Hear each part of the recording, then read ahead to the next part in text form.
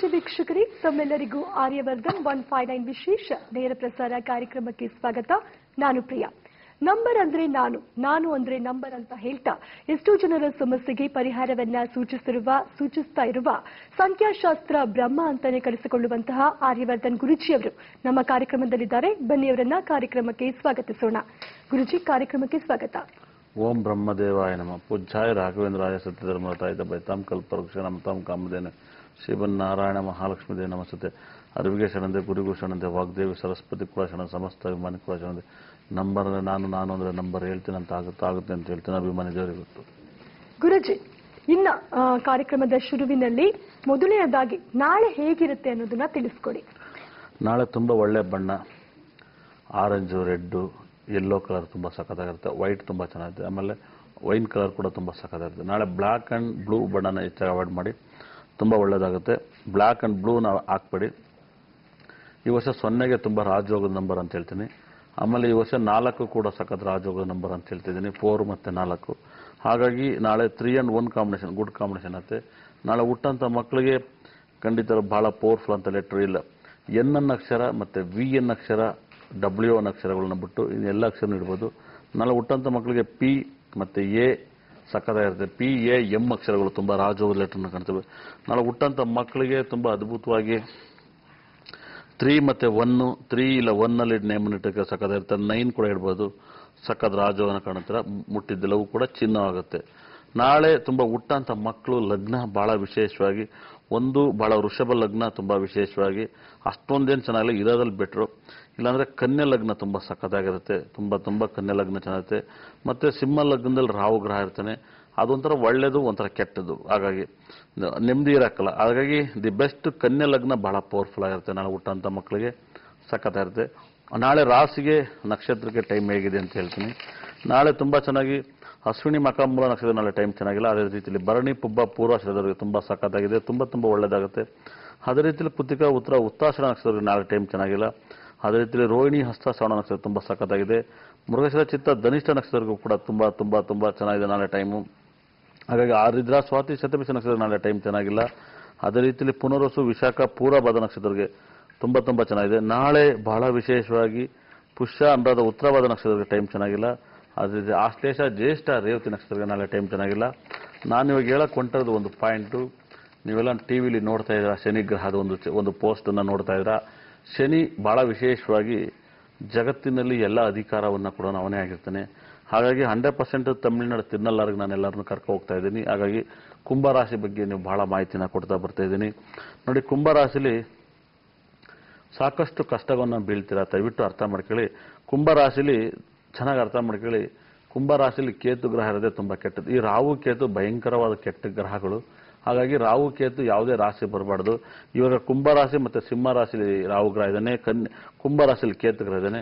ಇವ್ರ planetary position change ಆಗಿದ ತಕ್ಷಣ ಮತ್ತೆ ಮಕರಾಗೆ ಮತ್ತೆ ಕಟಕಕ್ಕೆ ಬರ್ತಾರೆ. ಹಾಗಾಗಿ ಕಟಕಕ್ಕೆ ಬಂದಾಗ ತುಂಬ ಕಷ್ಟವನ್ನು ಅನುಭವಿಸ್ತಾರೆ. ಯಾರ್ಯಾರು ಕುಂಭರಾಶಿಲಿ ಸಾಕಷ್ಟು ಕಷ್ಟವನ್ನು ಬೀಳ್ತಾರೆ, ದಯವಿಟ್ಟು ರಾಹುಗಾಲದಲ್ಲಿ ಶನಿವಾರ ರಾಹುಗಾಲದಲ್ಲಿ ಒಂದ್ಸರಿ ಯಾವಾಗಲಾದ್ರೂ ಫ್ರೀ ಇದ್ದಾಗ ತಮಿಳುನಾಡಲ್ಲಿ ತಿರುನಲ್ಲಾರಲ್ಲಿ ಒಂದು ವಿಶೇಷವಾಗಿ ಒಂದು ಅಭಿಷೇಕ ಕೇತುಗೆ ಇಲ್ಲ ಒಂದು ಶನಿ ಶಾಂತಿ ಮಾಡಿಸಿ ಸಖತ್ತೊಳಗುತ್ತೆ. ಮತ್ತೆ ಕುಂಭರಾಶಿಯವರು ದಯವಿಟ್ಟು 10ನೇ ತಿಂಗಳವರೆಗೂ ಶನಿವಾರ ನೀವು ರಾಹುಗಾಲದಲ್ಲಿ ಯಾವುದೇ ಕಾರಣಕ್ಕೂ ಊಟವನ್ನು ಸೇರಿಸ್ದಲೇ ಮನೇಲಿ ತುಪ್ಪದ ದೀಪನ ಹಚ್ತಾ ಬರೀ ನಾಗರಕಲ್ಲು ಮುಂದೆ ತುಂಬ ಒಳ್ಳೆಯದಾಗುತ್ತೆ.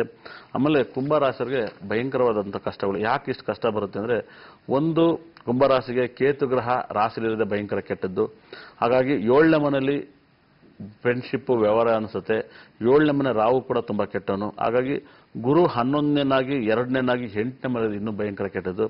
ಮತ್ತೆ ಶನಿ 10ನೇ ಮನೆ ಶನಿ ಒಳ್ಳೆಯವನಲ್ಲ. ಚೆನ್ನಾಗಿ ಅರ್ಥ ಮಾಡ್ಕೊಳ್ಳಿ. 10ನೇ ಮನೆ ಶನಿ ಈ ರಾಶಿಗೆ ಒಳ್ಳೆಯವನಲ್ಲ, ಬೇರೆ ರಾಶಿಗಳಿಗೆಲ್ಲ ಒಳ್ಳೆನು. ಕುಂಭರಾಶಿಗೆ 10ನೇ ಮನೆ ಶನಿ ಬರ್ಬೋದು. ನೋಡಿ, ಇಡೀ ಪ್ರಪಂಚದಲ್ಲಿ ಕುಂಭರಾಶಿಯ ಬಗ್ಗೆ ಮತ್ತಷ್ಟು ತಿಳ್ಕೊಂತೀವಿ. ಈಗೊಬ್ರು ಕಾಲರ್ ಇದ್ದಾರೆ. ಹಲೋ, ನಮಸ್ತೆ ಮೇಡಮ್. ನಮಸ್ತೆ, ನಿಮ್ಮ ಹೆಸರು? ನಮ್ಮ ಹೆಸರು ರೇಮಲ್ ಸಾವಂತ್ ಮೇಡಮ್, ಬಳ್ಳಾರಿ ಜಿಲ್ಲೆ ಅಗರಿಮೂರು ತಾಲೂಕಿನಿಂದ ಮಾತಾಡೋದು. ಓಕೆ, ಯಾರ ಬಗ್ಗೆ ಕೇಳಬೇಕಿತ್ತು? ನಮ್ಮ ಮಗಳ ಬಗ್ಗೆ ಕೇಳಬೇಕಾಗಿತ್ತು ಮೇಡಮ್. ಮಗಳ ಹೆಸರು ಹೇಳಿ. ಶಕಿಲಾ ಬಾನು. ಮತ್ತೊಮ್ಮೆ ಹೇಳಿ. ಶಕಿಲಾ ಬಾನು ಮೇಡಮ್. ಓಕೆ, ಹುಟ್ಟಿದ ದಿನಾಂಕವನ್ನ ತಿಳಿಸಿ. 17/2. 17/2. 1993. 1993. ಹುಟ್ಟಿದ ಸಮಯ 11:55 ಮೇಡಮ್, ಬೆಳಗ್ಗೆ 11 55 ಮೇಡಮ್. 52 ಬೆಳಗ್ಗೆ 17/2/1993. ಹುಟ್ಟಿದ ಸ್ಥಳ ಅಗರಿಬೊಮ್ಮಳೆ ಮೇಡಮ್. ಎಷ್ಟು ಗಂಟೆಗೆ? ಅಗರಿಬೊಮ್ಮಳೆ, ಬಳ್ಳಾರಿ ಜಿಲ್ಲೆ. 11:55 ಬೆಳಗ್ಗೆ. ಹೌದು. ಓಕೆ, ಗುರುಜಿಯವ್ರ ಹತ್ರ ಮಾತಾಡಿ. ನಮಸ್ತೆ ಗುರುಜಿ. ಸರ್ ನಮಸ್ಕಾರ. ಸರ್ ನಾವು ಈಗಾಗಲೇ ತಮ್ಮ ಹತ್ರ ಒಂದು ಸಲ ಕಚೇರಿ ಟಿವಿ ಚಾನೆಲ್ ಬಂದಾಗ ಮಾತಾಡಿದ್ವಿ ಸರ್. ಹಾ.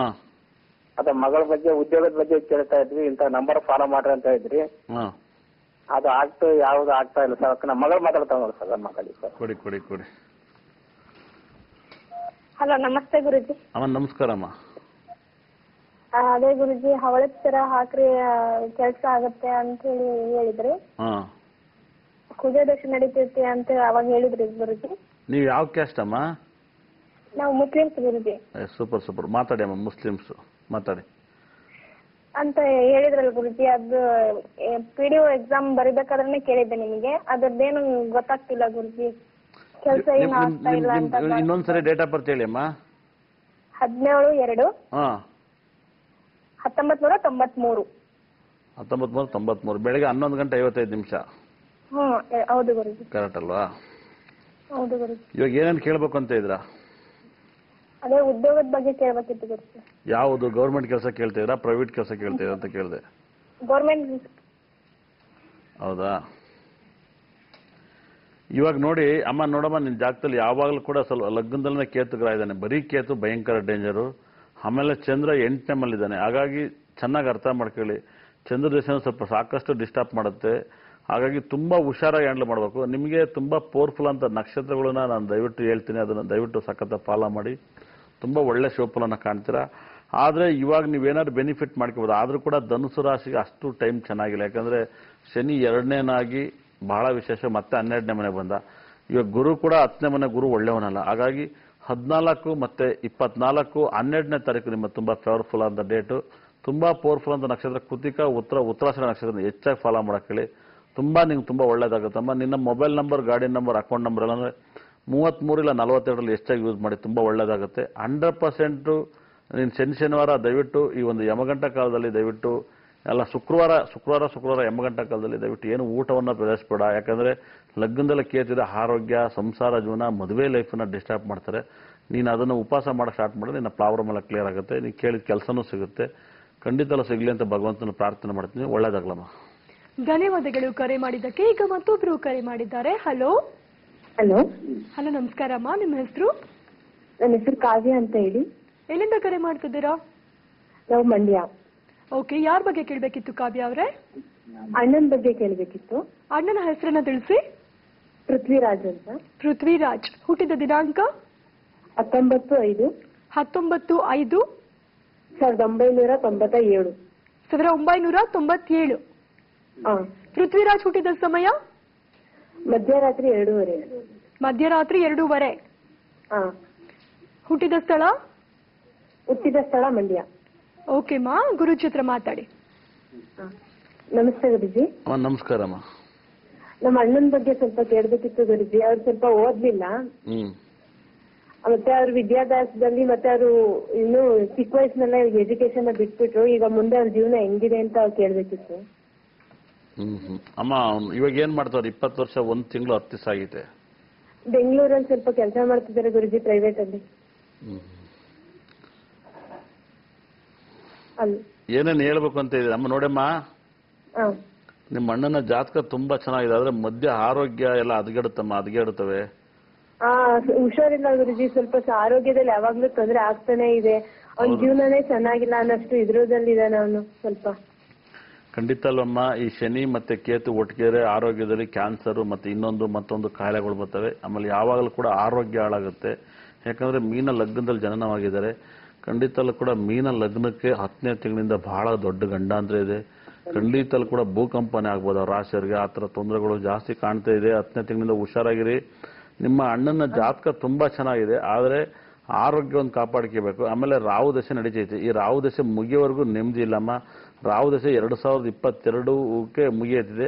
22 ಮೇಲೆ ತುಂಬಾ ಚೆನ್ನಾಗಿರ್ತಾನೆ. 2022ವರೆಗೂ ನಿಮ್ಮ ಅಣ್ಣನಿಗೆ ಚೆನ್ನಾಗಿಲ್ಲ ನೋಡಿ. ದಯವಿಟ್ಟು ಹೇಳ್ತೀನಿ, ನಿಮ್ಮ ಅಣ್ಣ ಬುಧವಾರ ದಿವಸ ರಾಹುಗಾಲದಲ್ಲಿ ದಯವಿಟ್ಟು ಯಾವ್ದಾದ್ರು ನಾಗರ ಕಲ್ಲಿಗೆ ಇಲ್ಲ ಮನೇಲಿ ಒಂದು ಬೆಳ್ಳಿ ನಾಗನ ತಂದು ದಯವಿಟ್ಟು ರಾಹುಗಾಲದಲ್ಲಿ ಒಂದು ತುಪ್ಪದ ದೀಪ ಹಚ್ಚಕ್ಕೆ ಹೇಳಿ ಅಮ್ಮ, ನಿಂಬೆಹಣ್ಣಲ್ಲಿ ತುಪ್ಪದ ದೀಪ ಹಚ್ಚಕ್ಕೆ ಹೇಳಿ, ಕಷ್ಟಗಳು ಪರಿಹಾರ ಆಗುತ್ತೆ 2022ವರೆಗೂ. ಆಮೇಲೆ ರಾಹು ಶಾಂತಿ ಮುಗಿಯೋದ್ರೊಳಗಡೆ ಒಂದ್ಸರಿ ಬುಧವಾರ ತಮಿಳುನಾಡಲ್ಲಿ ಒಂದು ರಾಹುಗಾಲದಲ್ಲಿ ಒಂದು ರಾಹು ಟೆಂಪಲ್ಗೆ ಅಭಿಷೇಕವನ್ನು ಮಾಡಿಸಿ ಹೋಮವನ್ನು ಮಾಡಿಸಿದಾಗ ಅದ್ರ ಪ್ರಾಬ್ಲಮಿಂದ ಮುಕ್ತಿ ಹೊಂದ್ಬೋದು.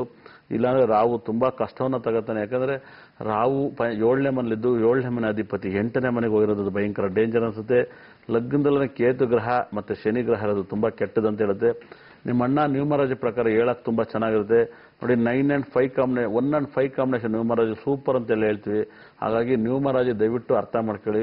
ಆಸ್ಟ್ರಾಲಜಿ ತುಂಬ ಕಷ್ಟ ಸಬ್ಜೆಕ್ಟು. ಯಾಕಂದರೆ ಆಸ್ಟ್ರಾಲಜಿನ ನಾನು ಇನ್ಮುಂದೆ ಎಲ್ಲ ಹೇಳ್ತಾ ಇದ್ದೀನಿ. ಇನ್ನು ಮುಂದೆ ಒಂದು ನಕ್ಷತ್ರದಲ್ಲಿ ಜ್ಯೋತಿಷ್ಯವನ್ನು ಮನೆಯಲ್ಲಿ ಸಾವು ಯಾವಾಗ ಬರುತ್ತೆ ಅಂತ ಅದೆಲ್ಲ ಕಂಡುಹಿಡಿದೀನಿ. ಹಾಗಾಗಿ ನಕ್ಷತ್ರ ಸಬ್ಜೆಕ್ಟ್ ಏನೇ ಬೇಕು ಅನ್ನೋದು ನಾನು ಆಫೀಸಲ್ಲಿ ಸಿಗುತ್ತೆ. ಯಾಕಂದರೆ ನಾನು ಲೈವಲ್ಲಿ ಏನು ಪಂಚ್ ಮಾಡಲ್ಲ. ಯಾಕಂದರೆ ಹಲವಾರು ಜನಕ್ಕೆ ನಾವು ಸ್ಟೂಡೆಂಟ್ ಕ್ಲಾಸನ್ನು ಮಾಡಿದ್ವಿ. ಅರ್ಧ ಹೊಟ್ಟೆಗೆ ಜನ ಇದ್ದಾರೆ, ಅರ್ಧ ಇದರಿಂದೆಲ್ಲ ಬದುಕರು ತುಂಬ ಜನ ಹುಟ್ಟಿದ್ದಾರೆ. ಹಾಗಾಗಿ ಬದುಕಲಿ, ಎಲ್ಲರೂ ಚೆನ್ನಾಗಿರಲಿ. ಆದರೆ ಎಲ್ಲ ಸಬ್ಜೆಕ್ಟನ್ನು ಕೂಡ ಹೇಳ್ಬಾರ್ದು ಅಂತ ನಾನೇ ಡಿಸೈಡ್ ಆಗಿದ್ದೀನಿ. ಯಾಕಂದರೆ ಹೇಳ್ಬೇಕು ಅಂತ ಡಿಸೈಡ್ ಆಗಿದೆ. ನನ್ನ ಪ್ರಕಾರ ನನ್ನ ಡಿಸ್ಟರ್ಬ್ ಮಾಡಿದ್ರೆ ಒಳ್ಳೆಯವರು ಅನಿಸುತ್ತೆ, ಇಲ್ಲ ಜೊತೆಲಿರೋರು ಒಳ್ಳೆಯವರು ಅನಿಸುತ್ತೆ. ಯಾಕಂದರೆ ಎರಡೂ ಒಳ್ಳೆಯದೇ ಅನಿಸುತ್ತೆ. ಯಾಕಂದರೆ ಕೆಟ್ಟದಂತ ಯಾವುದು ತಗೋಣಕ್ಕೆ ಹೋಗ್ಬಾರ್ದು. ಜಗತ್ತಲ್ಲಿ ಕೆಟ್ಟದಂತ ನಮ್ಮ ಕೈಲಿ ಏನೂ ಇಲ್ಲ, ಎಲ್ಲವೂ ಒಳ್ಳೆಯದಾಗೆ ತಗೋಬೇಕು. ಹಾಗಾಗಿ ನನಗೆ ದೇವರು ಎಲ್ಲರೂ ತುಂಬ ಇರೋದನ್ನೇ ಬುಕ್ಕನ್ನೇ ಪ್ರಾಕ್ಟೀಸ್ ಮಾಡ್ಯಾರ. ನನಗೆ ದೇವರು ಹೊಸ ಯಾವಾಗಲೂ ಕೊಡ್ತಾನೆ. ಹಾಗಾಗಿ ನಕ್ಷತ್ರದ ಜ್ಯೋತಿಷ್ಯ ಅಂತ ಭಾಳ ವಿಶೇಷವಾಗಿ ಅದೊಂದು ಸಬ್ಜೆಕ್ಟು ಇಚ್ಚಿಚ್ಚಿ ತಲೆಗೆ ಹೋಗೈತೆ. ಹಾಗಾಗಿ ನಿಮ್ಮ ಅಣ್ಣನ ಲೈಫಲ್ಲಿ ತುಂಬ ನೆಮ್ಮದಿಯಾಗಿರ್ತಾನೆ. 2022 ನಿಮ್ಮ ಅಣ್ಣನಿಗೆ ಜಾತಕ ಚೆನ್ನಾಗಿಲ್ಲ. ಆಮೇಲೆ ನಿಮ್ಮ ಅಣ್ಣಗೆ ಏನೇ ಆದರೂ ಕೂಡ ದಯವಿಟ್ಟು ಆರೋಗ್ಯ ಹದಗೆಡುತ್ತೆ. ಆರೋಗ್ಯ ಒಂದು ಸ್ವಲ್ಪನೂ ಚೆನ್ನಾಗಿರಲ್ಲ. ಮುಂದೆ ಎಲ್ಲ ಭಾಳ ಸುಸ್ತಾಗುತ್ತೆ. ಹಾಗಾಗಿ ಆರೋಗ್ಯವನ್ನು ನೋಡ್ಕೊಂಡು ಕೇಳಿ. ಒಂದು ಸ್ಟಾರ್ ಇನ್ಸೂರೆನ್ಸ್ ಅವೆಲ್ಲ ಕಟ್ಟಿ ಆರೋಗ್ಯ ಹೆಲ್ತ್ ಕಡೆ ಗಮನ ಕೊಡೋಕೆ ಹೇಳಿ. ನಿಮ್ಮ ಅಣ್ಣನಿಗೆ ನೇಮ್ ನಂಬರು ಯಾವಾಗಲೂ ಹೇಳ್ತೀನಿ 1ಕ್ಕೆ 5 ಆಗಲ್ಲ ಅಂತ ಚೆನ್ನಾಗಿ ಅರ್ಥ ಮಾಡ್ಕೊಳ್ಳಿ. ನಿಮ್ಮ ಅಣ್ಣ 1 and 5 ಕಾಂಬಿನೇಷನ್, ಇದು ಕೂಡ ಗುಡ್ ಕಾಂಬಿನೇಷನ್ ಅಲ್ಲ ನ್ಯೂಮರಾಜಲ್ಲಿ. 1 and 5 ಕೂಡ ನ್ಯೂಮರಾಜಲ್ಲಿ ಅಂತ ಏನು ಗುಡ್ ಕಾಂಬಿನೇಷನ್ ಅಲ್ಲ. ಹಾಗಾಗಿ ನಿಮ್ಮ ಅಣ್ಣನಿಗೆ ದಿ ಬೆಸ್ಟ್ ನೇಮ್ ನಂಬರ್ 9ನಲ್ಲಿ ಇಟ್ಟಾಗ ಸಖತ್ತಾಗಿರುತ್ತೆ. 9 ಹೆವಿ ಫಾಲೋ ಮಾಡೋಕೆ ಹೇಳಿ, ಸಖತ್ ರಿಸಲ್ಟ್ ಬರುತ್ತೆ. 9 ಭಯಂಕರವಾದ ಯೋಗವನ್ನು ತಂದು ಕೊಡುತ್ತೆ. 1, 5, 9 ತುಂಬ ಚೆನ್ನಾಗಿ ಬರುತ್ತೆ. ಹಾಗಾಗಿ ಅದನ್ನು ಹೆಚ್ಚಾಗಿ ಫಾಲೋ ಮಾಡೋಕೆ ಹೇಳಿ. ತುಂಬ ಲಕ್ಕಿ ಡೇಟನ್ನು 5ನ್ನ ಅವಾಯ್ಡ್ ಮಾಡೋಕೆ ಹೇಳಿ. ನಿಮ್ಮ ಅಣ್ಣ 19ನೇ ತಾರೀಕು ಕೊಟ್ಟದ 5, 14, 23 ಅವಾಯ್ಡ್ ಮಾಡೋಕೆ ಹೇಳಿ. ತುಂಬ ಹೆಚ್ಚಾಗಿ 1 ಮತ್ತು 7, 3 ತುಂಬ ಸಖತ್ ಯೋಗನ ತಂದುಕೊಡುತ್ತೆ. 1, 3, 7 ತುಂಬ ರಾಜಯೋಗನ ತಂದುಕೊಡುತ್ತೆ. ಈ ನಂಬರ್ನ ಫಾಲೋ ಮಾಡೋಕೆ ಹೇಳಿ. ಕಷ್ಟಗಳು ಪರಿಹಾರ ಆಗುತ್ತೆ. ನಿಮ್ಮ ಅಣ್ಣನಿಗೆ ನಕ್ಷತ್ರ ಬಂದು ಹಸ್ತ ನಕ್ಷತ್ರ ಕನ್ಯಾ ರಾಶಿಯಿಂದ ನಿಮ್ಮ ಅಣ್ಣನಿಗೆ ಭಾಳ ವಿಶೇಷವಾಗಿ ತುಂಬ ಮೃಗಶಿರ ಚಿತ್ತ ಧನಿಷ್ಠ ನಕ್ಷತ್ರ ಹೆಚ್ಚಾಗಿ ಫಾಲೋ ಮಾಡೋಕೆ ಹೇಳಿ. ಅದಾದಮೇಲೆ ಆಶ್ಲೇಷ ಜ್ಯೇಷ್ಠ ರೇವತಿ ನಕ್ಷತ್ರಗಳು ತುಂಬ ರಾಜಯೋಗನ ತಂದುಕೊಡ್ತವೆ. ಏನೇ ತಂದುಕೊಟ್ರು ಆರೋಗ್ಯ ಹದಗೆಡುತ್ತೆ. ನೋಡಿ, ಜ್ಯೋತಿಷ ಏನು ಸುಳ್ಳು ಹೇಳಲ್ಲ. ಜ್ಯೋತಿಷ ಇರೋದನ್ನ ಹೇಳುತ್ತೆ. ನಾನು ಇರೋದನ್ನ ಹೇಳಿದ್ದೀನಿ, ಬೇಜಾರು ಮಾಡ್ಕೊಬೇಡಿ. ಲೈಫಲ್ಲಿ ನೆಮ್ಮದಿಯಾಗಿರ್ತೀರ, ಆರೋಗ್ಯ ಹಾಳಾಗುತ್ತೆ. ಓಕೆ, ಧನ್ಯವಾದಗಳು ಕರೆ ಮಾಡಿದ್ದಕ್ಕೆ. ಇನ್ನು ಕುಂಭರಾಶಿಯವರಿಗೆ ಯಾವೆಲ್ಲ ರೀತಿಯಲ್ಲಿ ದೋಷ ಕಾಡುತ್ತೆ, ಹಾಗೆ ಮೊಬೈಲ್ ನಂಬರ್ ಮತ್ತು ವೆಹಿಕಲ್ ನಂಬರ್ ನಮ್ಮ ಭವಿಷ್ಯವನ್ನ ನಿರ್ಧರಿಸುತ್ತಾ, ಇವೆಲ್ಲದರ ಬಗ್ಗೆ ಆರ್ಯವರ್ಧನ್ ಗುರುಜಿಯವರ ಹತ್ರ ಮುಂದಿನ ಭಾಗದಲ್ಲಿ ಮಾತಾಡೋಣ. ಈಗ ಆರ್ಯವರ್ಧನ್ 159 ವಿಶೇಷ ನೇರ ಪ್ರಸಾರ ಕಾರ್ಯಕ್ರಮದಲ್ಲಿ ಒಂದು ಚಿಕ್ಕ ಬ್ರೇಕ್.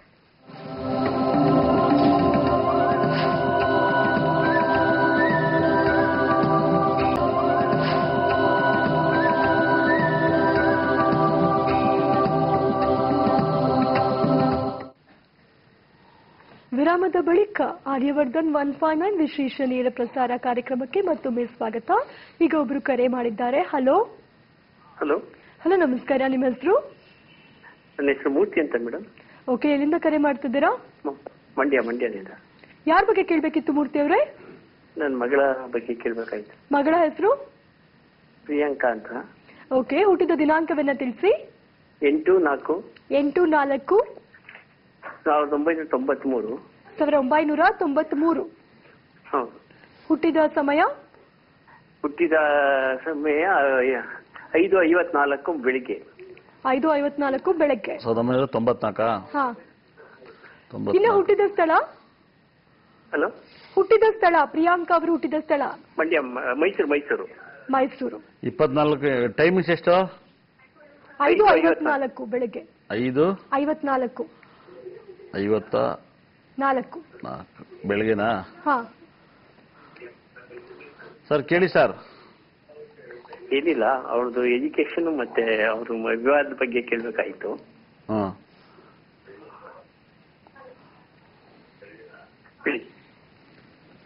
ಸರ್, 23 ವರ್ಷ ಏನ್ ಮಾಡ್ತಾವ್ರೆ?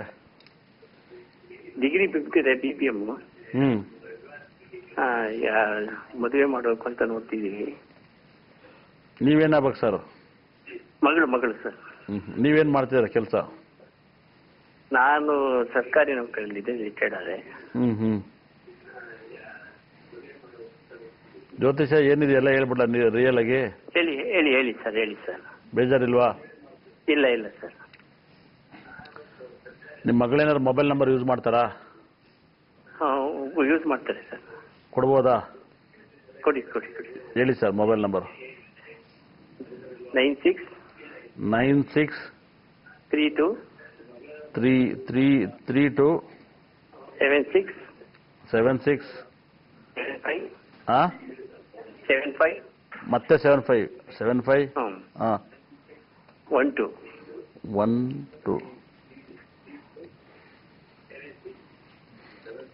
ನಿಮ್ಮ ಮಗಳಿಗೆ ಈ ಮೊಬೈಲ್ ನಂಬರ್ ಚೆನ್ನಾಗಿಲ್ಲ. ಹಾ ಸರಿ. ದಯವಿಟ್ಟು ಈ ಮೊಬೈಲ್ ನಂಬರ್ನ ದಯವಿಟ್ಟು ಚೇಂಜ್ ಮಾಡಿ. 9 ಇಂದ ಸ್ಟಾರ್ಟ್ ಆಗಿ 2 ಅಲ್ಲಿ ಎಂಡ್ ಆಗ್ಬೋಡು ಅಂತ ಹೇಳುತ್ತೆ. ಅದರಿಂದ ನಿಮ್ಮ ಮಗಳಿಗೆ ದಿ ಬೆಸ್ಟ್ ಮೊಬೈಲ್ ನಂಬರು 9 ಇಂದ ಸ್ಟಾರ್ಟ್ ಆಗಿ 6 ಅಲ್ಲಿ ಎಂಡ್ ಆಗಿ ಒಂದು ಬಹಳ ವಿಶೇಷವಾಗಿ 42 ಬರೋಂಥ ಒಂದು ಮೊಬೈಲ್ ನಂಬರ್ ಅಂತ ತಗೋಬೇಕು. 42 ಬರಬೇಕು ದಯವಿಟ್ಟು. ಆಮೇಲೆ 51 ತಗೊಂಡಿದ್ದೀರಾ. ಆಮೇಲೆ 69 ಒಳ್ಳೆ ನಂಬರ್ ಅಲ್ಲ.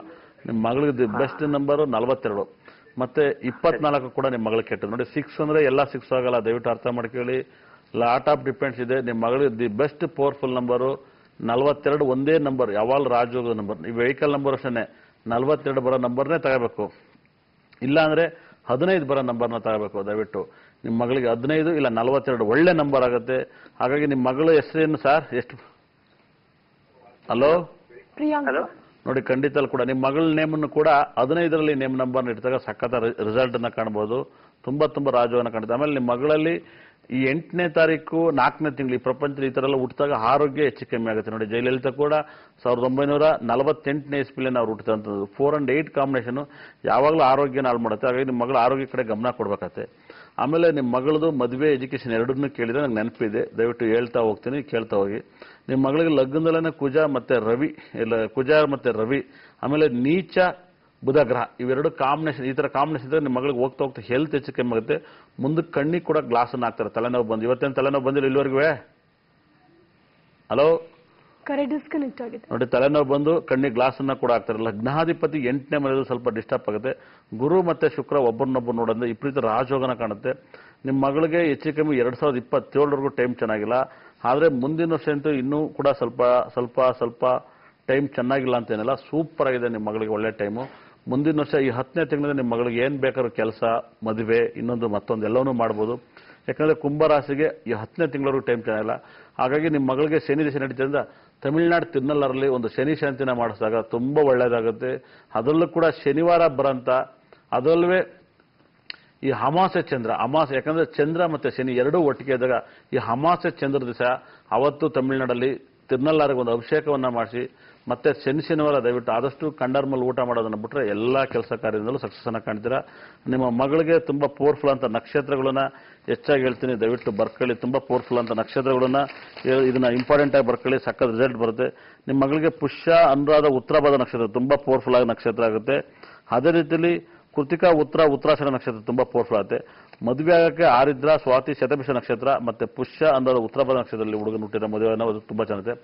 ಹುಡುಗ ತುಂಬಾ ದಿ ಬೆಸ್ಟ್ 6ನೇ ತಾರೀಕು ಮತ್ತೆ 3ನೇ ತಾರೀಕು ದಿ ಬೆಸ್ಟ್ ಹುಡುಗ ಆಗುತ್ತೆ. ಹಾಗಾಗಿ 8ನೇ ತಾರೀಕಿಗೆ 5 ಭಯಂಕರ ಕೆಟ್ಟ ನಂಬರ್ ಆಗುತ್ತೆ. ಚೆನ್ನಾಗಿ ಅರ್ಥ ಮಾಡ್ಕೊಳ್ಳಿ. ಸ್ಟಾರ್ಟಿಂಗ್ ದಿ ಬೆಸ್ಟ್ ಫ್ರೆಂಡ್ಶಿಪ್ ಆಗುತ್ತೆ, ತುಂಬಾ ಕೆಟ್ಟದಾಗುತ್ತೆ.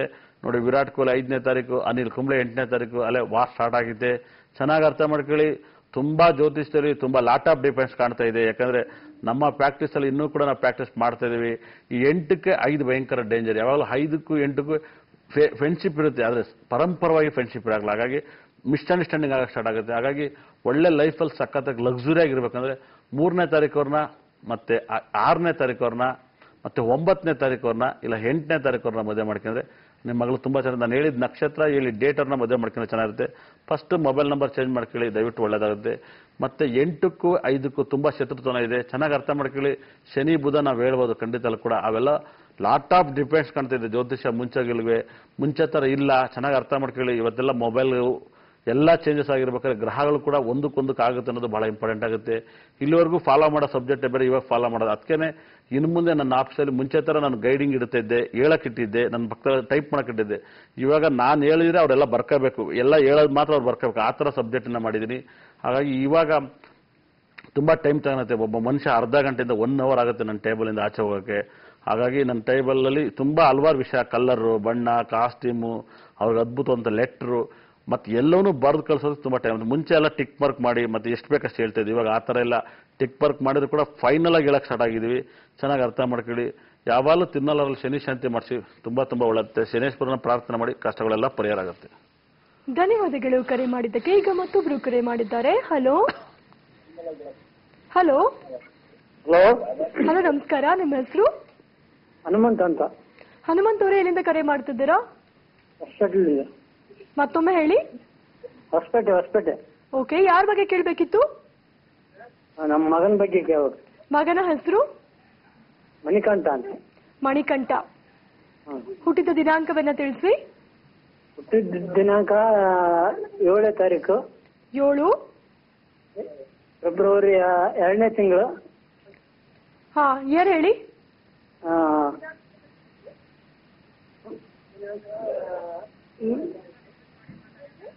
ಹನುಮಂತ್ ಅವರೇ, ದಯವಿಟ್ಟು ನಿಮ್ಮ ಟಿವಿ ವಾಲ್ಯೂಮ್ನ ಕಂಪ್ಲೀಟ್ ಆಗಿ ಮ್ಯೂಟ್ ಮಾಡಬೇಕು, ಇಲ್ಲ ಅಂತ ಹೇಳಿದ್ರೆ ಕರೆ ಕಟ್ ಆಗುತ್ತೆ. 10 ಗಂಟೆಗೆ. ಹುಟ್ಟಿದ ದಿನಾಂಕವನ್ನ ಕರೆಕ್ಟ್ ಆಗಿ ತಿಳಿಸಿ.